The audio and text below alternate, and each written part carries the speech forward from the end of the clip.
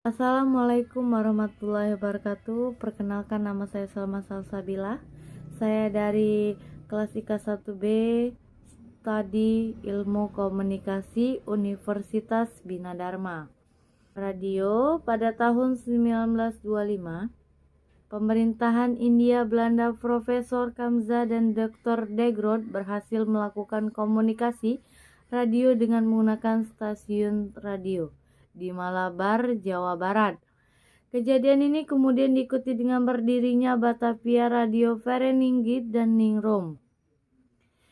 Tahun 1930, amatir radio di Indonesia telah membentuk organisasi yang mengatasnamakan dirinya NIVERA, Nederland Initiation Vereniging Radio Amateur, yang merupakan organisasi amatir radio pertama di Indonesia.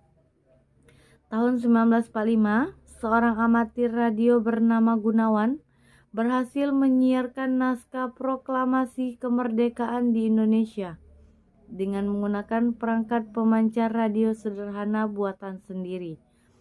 Tindakan itu sangat dihargai oleh pemerintah di Indonesia, dan sekarang radio milik Gunawan disimpan di Museum Nasional Indonesia. Pada periode tahun 1945, banyak para amatir radio muda yang membuat sendiri perangkat radio transceiver yang digunakan untuk berkomunikasi antara Pulau Jawa dan Sumatera, tempat pemerintahan sementara RI berada. Dan pada tahun 1945 hingga 1966, organisasi radio amatir sudah mulai banyak bermunculan seperti PRI, PARI, ORARI, dan lain-lain. 1 September 1945, RRI atau Radio Republik Indonesia secara resmi didirikan pada tanggal 11 September 1945 oleh para tokoh yang sebelumnya aktif mengoperasikan beberapa stasiun radio Jepang di 6 kota. Rapat tersebut juga menghasilkan suatu deklarasi yang terkenal dengan sebutan Piagam 11 September 1945 yang berisi 3 butir komitmen tugas dan fungsi RRI yang kemudian dikenal dengan Trisetia RRI. Saat ini RRI memiliki 52 stasiun penyiaran dan stasiun penyiaran khusus yang ditunjukkan ke luar negeri dengan didukung oleh 8.500 karyawan kecuali di Jakarta.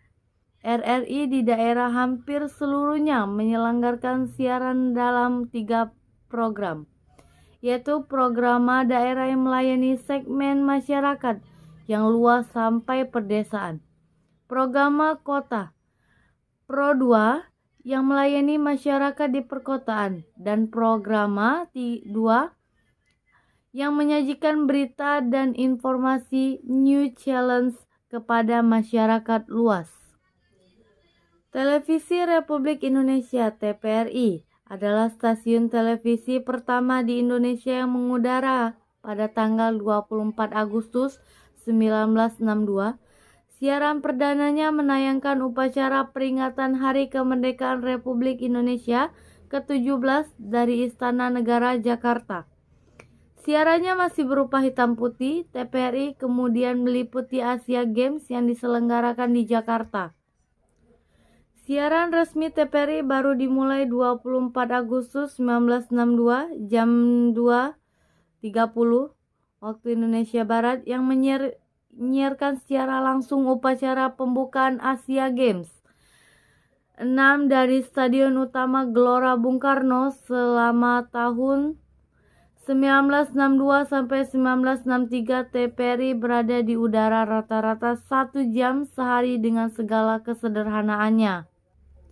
Sejalan dengan kepentingan pemerintah dan keinginan rakyat Indonesia yang tersebar di Indonesia di berbagai wilayah agar dapat menerima siaran televisi, maka pada tanggal 16 Agustus 1976 Presiden Soekarno meresmikan penggunaan satelit Palapa untuk terkomunikasi dan siaran televisi.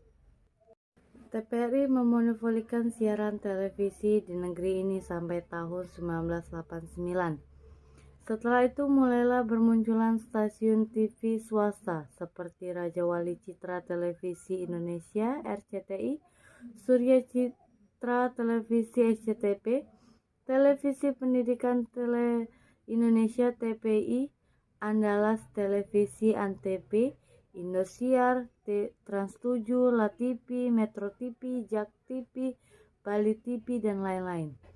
RCTI Raja Wali Citra Televisi Indonesia adalah stasiun televisi swasta pertama yang memulai siaran sebagai stasiun televisi lokal dan kemudian diberikan lisensi untuk mengudarakan siaran nasional setahun kemudian.